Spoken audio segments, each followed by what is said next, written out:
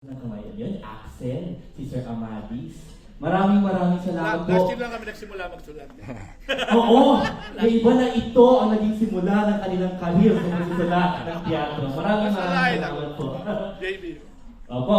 Thank you very much because you've been with us. I see a lot of familiar faces.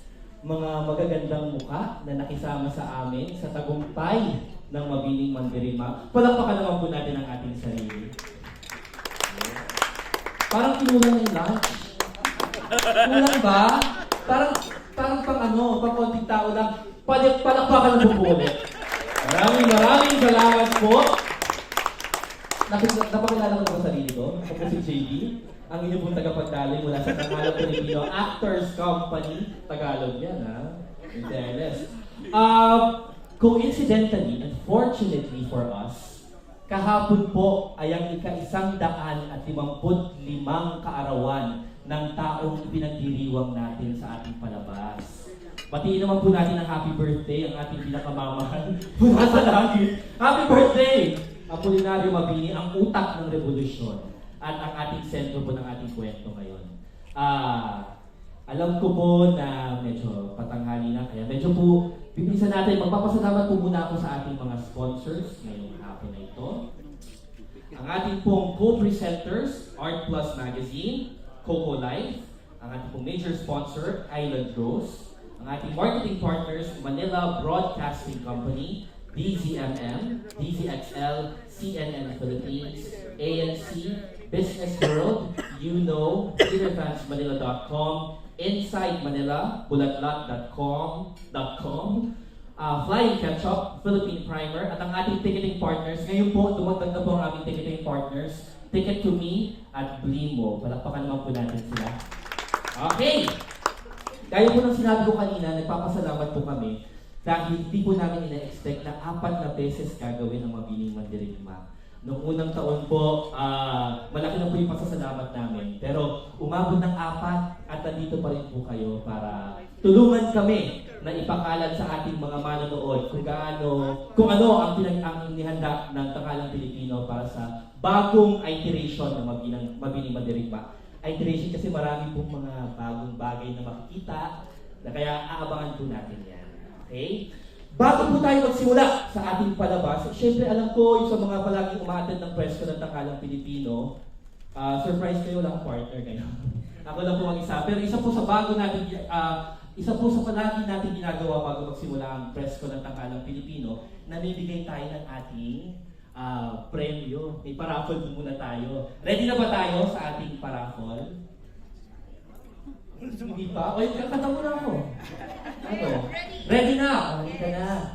Bago tayo siyempre kasi marami po tayong mga kaibigan na tumulong sa atin para mabuo yung produksyon na ito at ready rin po silang magbigay sa atin ng papremyo. Kaya magsimula tayo! Meron po tayong ibibigay na 5 CD na kakatapos lamang ng concert na Serenata last year ng Philippine Philharmonic Orchestra. Meron po kaming CD na ipamimigay sa inyo ngayon. 2 po ang mananalo. Bago natin simulan ng palabas, ang unang mananalo ay mula sa Teatro Pinas, Ginoong JC Salud. Asa si Ginoong JC? Hi sir, pakiklay na lang po later ang CD. Thank you. Next winner mula sa bulatlat.com, Don Peña. Don? Ayun, congratulations back. Hello.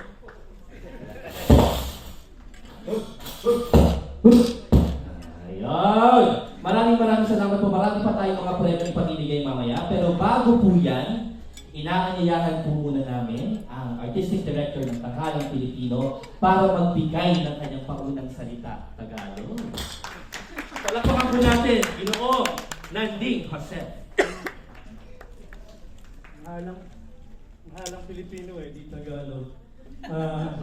Magandang hapon sa inyong lahat.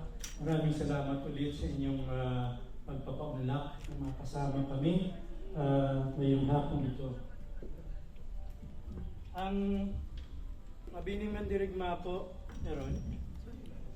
Ang Mabining Mandirigma ang handog ng Tanghalang Pilipino para sa selebrasyon ng ika-50 ika-50 anibersaryo ng Cultural Center of the Philippines. Palagay ko si Chris ang mas maraming sasabi tungkol doon sa 50th anniversary. Although sabi niya kanina, igsiyan ko lang sasabihin ko kasi ako na lang lagi nakikita ng press na nagsasalita ng marami tungkol sa CCP. But anyway, so CCP is 50 years old. Ito yung aming offering ng Tanghalang Pilipino. Si Chris yata, siguro mga 8 years old nung inauguration ng CCP. Hindi pa siya kasama sa rally. Sabi ni Carmela, nagrarally si Chris sa nanay nila pag napapagalitan. But anyway, ang mahabang panahon ang binigay sa atin ng CCP at ayaw nyo man natanggapin, kailangan pasalamatan si Imelda Marcos sa pagtayo ng building na ito at iba pang mga infrastructures para sa kulturang Pilipino. At yung ano nga yun, yung KKK, yung True, Good and Beautiful na ginamit na guidelines para sa programa ng CCP, kagandahan, kabutihan at katotohanan. Ang ginamit din at sinundan ng Tanghalang Pilipino bilang gabay doon sa programa ng panibagong pamunuan noong 1986-1987 noong ibigay ang pamumuno ng CCP kila Mrs. Teresa Escobar Rojas bilang President, si Nick Chongson, ang ating manunulat ng Mabining Mandirigma, ang Vice President and Artistic Director during that time, si Len Garcia, ang Vice President for Finance and Administration. Ang pamunuan ng CCP noon ang bumuo at nag-appoint kay Nonon Padilla na buuin ang Tanghalang Pilipino. That was 1987. At noong 1987-1988, yun yung first theater season ng Tanghalang Pilipino. Kung mapapansin nyo yung logo ng Tanghalang Pilipino, ano yun? Drawing ng mga mangyan sa image ng tao. Dahil ang paniwala ni Nonon Padilla, ang actor, ang parang nagsisimbolo ng gawain para sa kabutihan ng tao o para doon sa kabutihan, katotohanan at kagandahan ng tao. So if you look at our logo ng Tanghalang Pilipino, nandun pa rin yung image na yon. Ngayon ay 33 taon na ang Tanghalang Pilipino at ang napili naming tema para sa 33rd theater season ay makidigma. Pinag-usapan namin yung with the artistic committee, with the marketing particularly, at inisip namin ano yung word that can actually say a lot about the productions for the 33rd season. At dahil yung una ay Mabining Mandirigma, yung digma ay kinuha, tapos yung susunod na production after Mabining Mandirigma ay adaptation ng Of Mice and Men ni John Steinbeck. At ito ay isasalin at i-adapt ni Beth Ortesa, ibabase sa buhay ng mga sugarcane farmers sa mga sakadas sa Negros. Ang sabi ng marami sa mga kaibigan natin sa Negros, pareho pa rin yung problema ng mga sugarcane farmers doon sa maraming mga asyenda sa Negros. At ang Of Mice and Men na title ay ginawang Katsuri, which is mouse or rat sa Hiligaynon or sa Ilonggo. At ito ay para sa amin isa ring pakikidigma laban sa kahirapan, laban sa injustice, laban sa feudalism. Kaya Mabining Mandirigma, madaling sabihin, pakikidigma laban sa mga mananako. Yung pangalawa ay pakikidigma laban sa feudalism, sa kahirapan, sa injustice na nangyayari pa rin hanggang sa ngayon sa mga kababayan natin sa marami pong lugar sa Pilipinas. Yung pangatlo ay lamang, which is an Ilocano epic.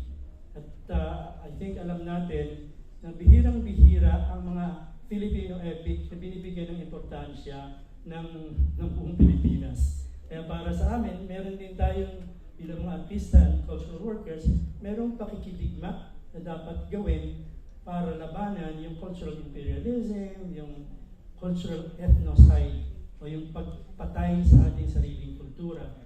So yung Lamang, which is our third production, ay pakikidigma pa rin laban doon sa pagpatay sa ating sariling kultura. Yung panghuli, which is in February and March of 2020, in yung last production, ang title ay Batang Mujahideen ni Malu Jacob. Ito naman ay sinulat ni Malu base sa kanyang mga research at saka sa kanyang personal experiences, sa kanyang interviews doon sa mga kaibigan natin, mga kapatid nating Muslims and Christians na medyo nasasaktan na doon sa epekto ng napakahabang digmaan na yon sa Mindanao at ang epekto noon sa mga batang maliliit. At yung ibang batang maliliit ay ginagamit pa doon sa digmaan na yon bilang mga sundalo.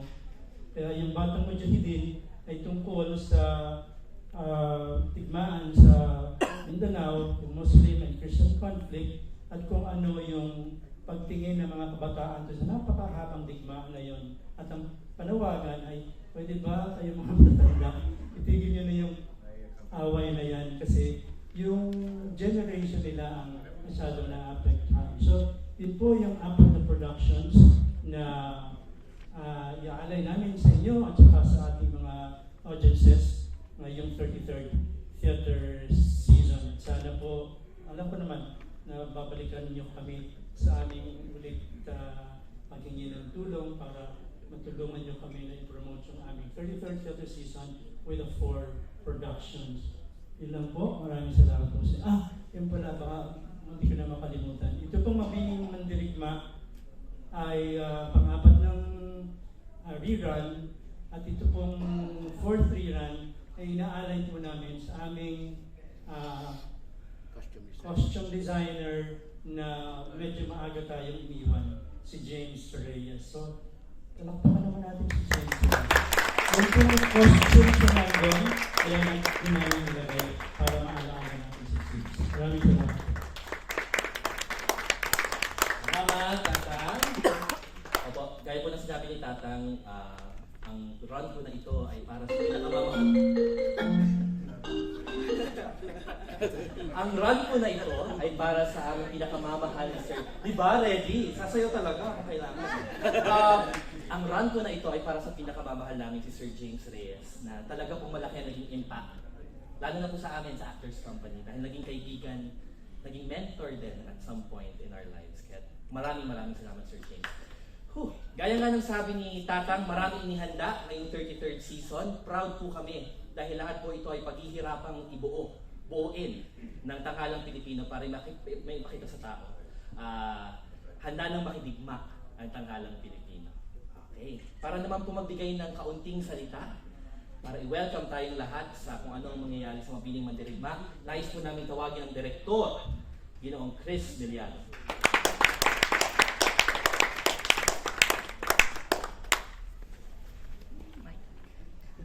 Magandang hapon, good afternoon.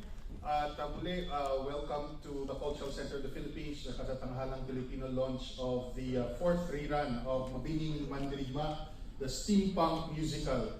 Ngayon, sa mga ganitong mga rerun, laging frequently asked question ay, ano bang bago? Di ba? Laging gano'n. Anong what's new? Unahin ko na. So, sa apat siguro na aspeto, nauna sa script at libreto ni Nicanor Changson, at sa patnubay ng dramaturg natin na si Manny Pambid na nandito ngayon. Manny, wait ka naman, blow up tips. We've been very fortunate to have had a very good process. In fact, sinasabi namin, very ideal process in the development of this musical. It took a year before yung sa premiere nito na talagang hinasa, at when it came on the stage, of course, it's an additional opportunity to keep on tightening the script with the reruns, no?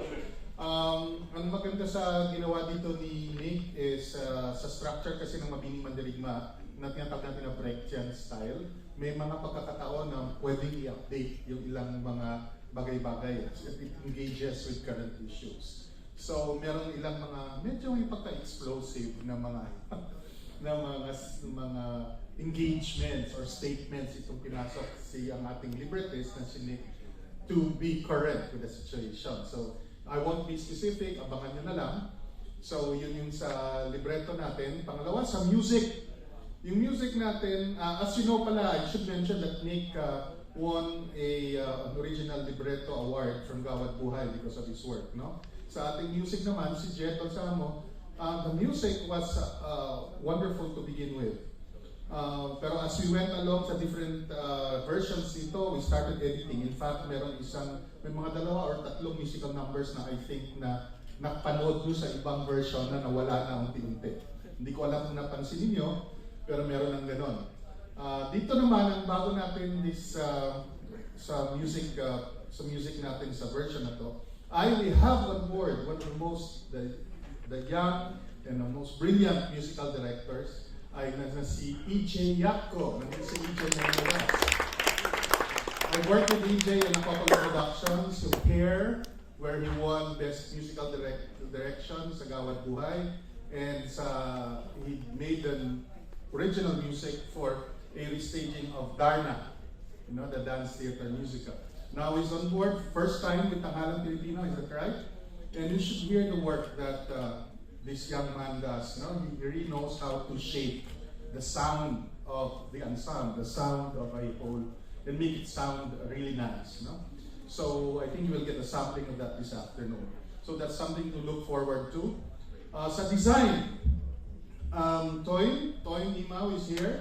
Toy won, of course, for this design for Mabining Mandirigma. And as you know, Toy is, you should get a chance to walk into Toy's studio in Marikina. It's like walking into his mind, into his wild and weird and wonderful mind, no? And ang nakikita niyo actually dito sa design ng set is a very much picture of how Toy thinks and conceptualizes. No? In fact, karamihan na nakita niyo na props, mga laruan yun sa kanyang studio na dinala niya dito. And one of the things that we're faced with is to see how Mabining Mandirigma could travel. So this is one of the things we're addressing in this production. You might see some streamlined design dahil we're anticipating na how could Mabining Mandirigma go to other parts of the Philippines or even other parts of the world, without bringing these huge things with us. So meron na kayong makikitang ganong elements. Sa elemento naman ng lights design, nandito si Catch. Catch, pakita mo yung t-shirt mo.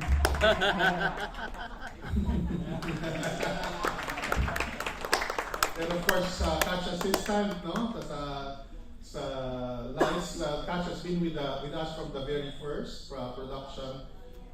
And he was working closely with GA, our projection designer. As you know, a lot of the change of scenery sa production na to is achieved by the choreography of lights ni Catch at saka ni GA.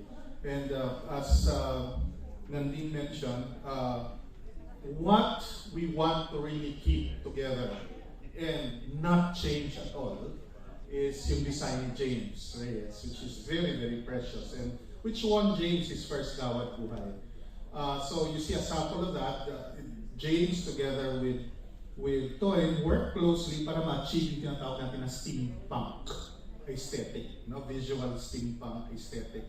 And sila yung basically found this really amazing ways of translating yung ating turn of the century look and how it engages with the steampunk look. So this is what we will continue to see.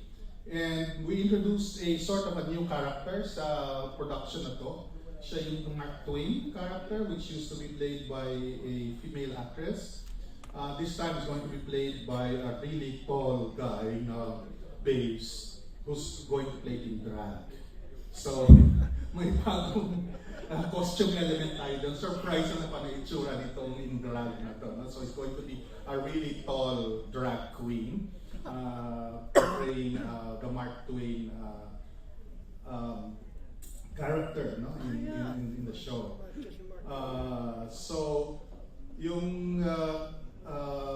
So that would be one of the new additions, and of course it will be in line with the color scheme and the design of James Reyes. So I mentioned, and of course the most exciting one is the cast. We have new members of the ensemble who perform, you might have seen in different musical theater productions recently. And of course, as you know, the lead role of Mabini has seen at least 4 actors portraying it. It was originated by Delphine Buencamino in its first run. And as you know, it won for her, again, Agawad Buhay for Best Performance in the Musical.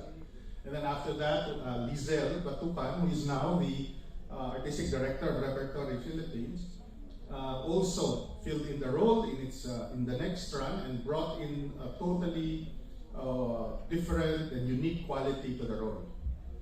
And then we had an understudy, in the person of Hazel Maranan, who took over the role in its third run. And by the way, if you don't know it yet, was also a relative, a distant relative of Apolinario Mabini, E. Maranan. So that's the third. And in this version, we are very excited to welcome on board and play the lead role. Of course, she's had credits not only in our local music productions, she went on to West End, Broadway, and now even of course, what she considers as her best venue for her performance, the streets, in her 1 billion rising, Miss Monique Wilson. I should make a confession, that from the very beginning when we're conceptualizing it, we were thinking, sino kayang magandang kailangan? Kasi when you conceptualize a musical, you start to think of actors who could play it, so then you shape it around that. And we must confess that when we were only conceptualizing this musical, the person we had in mind to play it was Monique.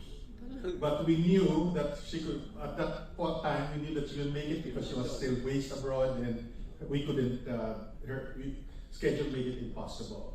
But I think after many years of refining it and tightening it, streamlining the musical, shaping it, it finally found its way back to Monique. So we consider it a very special run with finally Mabining Mandirigma coalescing with the interpretation and the artistry that Monique will be bringing into this production. So with that, I think that's more than enough to look forward to for this restaging of Mabining Mandirigma. We look forward to press preview. I think our press promotions team is preparing something really special for you for the press preview. We look forward to the press preview, and I hope you spread the news of Mabining Mandirigma. And may I say this, I think it's a wonderful time to be in Philippine theater. As you know, a lot of original musical theater productions now are having second, third, fourth, fifth, sixth reruns, which gives us a sense of where we're at in terms of original music theater productions. So, Mabining Mandirigma joins this whole phenomenon of that is happening elsewhere. And I hope this kind of support for original musical theater work grows bigger, grows stronger, and continues to thrive. And with your help, definitely I think it will reach more audiences. So maraming salamat ulit for your support.